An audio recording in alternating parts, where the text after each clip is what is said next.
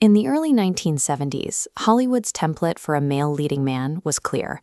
Studios favored actors who were tall, muscular, and overtly imposing. Then came Al Pacino. He was a theater actor, relatively unknown and physically unassuming, a stark contrast to the towering stars of the era. Paramount Pictures fiercely fought his casting as Michael Corleone.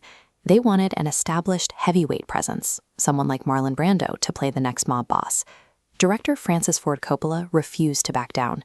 He maintained a relentless defense of Pacino during casting, driven by an intangible quality he saw. Coppola noticed a hidden dominant power residing entirely within the actor's eyes. It raised a central question. How could a man of such small physical stature project absolute cinematic fear? The restaurant sequence in The Godfather serves as the proving ground for that power. Michael realizes he must murder a rival boss and a corrupt police captain to save his family from ruin. Before the act, his physical tells are those of a target. He avoids direct eye contact, casts downward glances, and his pupils dart constantly. Then he pulls the hidden weapon and fires. He executes both men right at the dinner table, crossing a moral point of no return. Immediately after the shots are fired, the nervous energy disappears. The rapidly darting pupils vanish, replaced by a cold, perfectly still, and unreadable stare. This shift in his gaze marks a permanent change in the character. From this moment on, Michael uses his eyes as a weapon of survival and dominance. By The Godfather Part 2, Michael is the Don, an apex predator ruling a sprawling criminal empire. He maintains control through the silent standoff.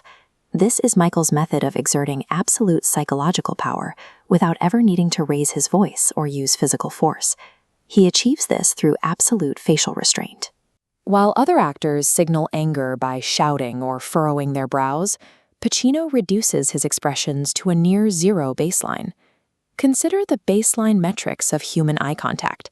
In normal conversation, people have a steady blink rate and natural patterns. But Pacino flatlines this baseline. He maintains strict pupil focus and an unnatural duration of unblinking eye contact.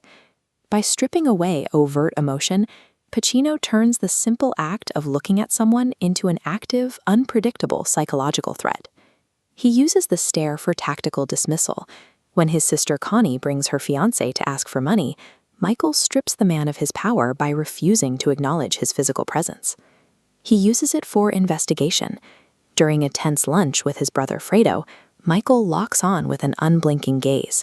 Fredo's inability to maintain eye contact silently confirms his betrayal. The most devastating application occurs during the confrontation with Kay over her revelation of the abortion. Michael doesn't erupt into a physical assault. Instead, his eyes flash with a terrifying silent rage, before he literally and metaphorically shuts the door on her forever. At the end of Part 2, we see the immediate aftermath of these tactical victories.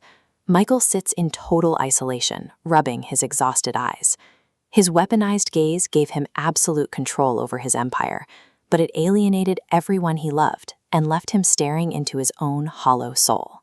Over the next 2 decades, this piercing gaze defined Al Pacino's career, establishing him as one of the most recognizable and formidable leads in the industry.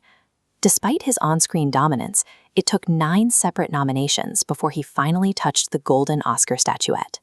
He eventually won the Academy Award for Scent of a Woman, playing a man completely devoid of sight. As Lieutenant Colonel Frank Slade, Pacino's eyes are immobile.